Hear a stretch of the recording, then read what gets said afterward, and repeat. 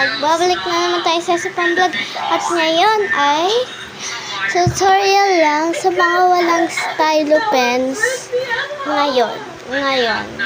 If napanood nyo to, this is the right video. Dapat tapusin nyo to at alam nyo kung paano gumawa ng stylo pen. So, okay.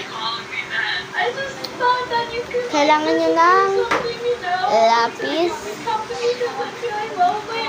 Balik lang ako. So guys, ito yung mga ingredients. Wait.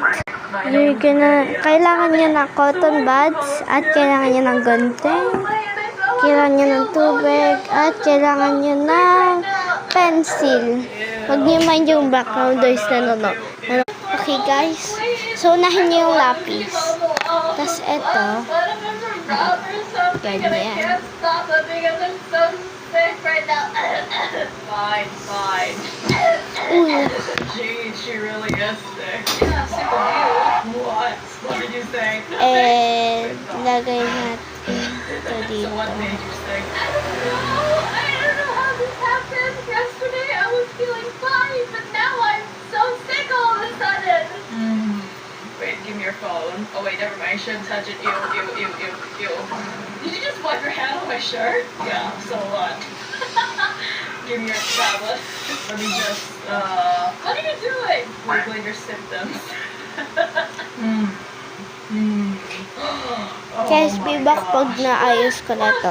Okay guys, hindi ko pa nalalagay, pero ito na, tinasahan ko muna yung lapis. She has or something. Okay, does your skin turn green? And I don't know. We'll check in the mirror then. There's the mirror. lagyan natin ito ng tubig.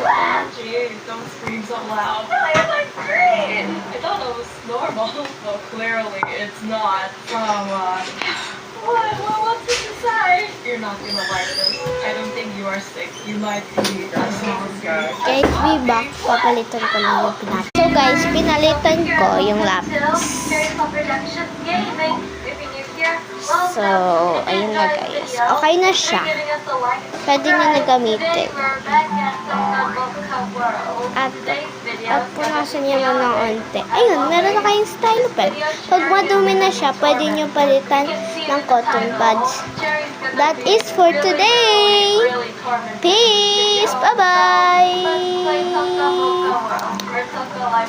Period.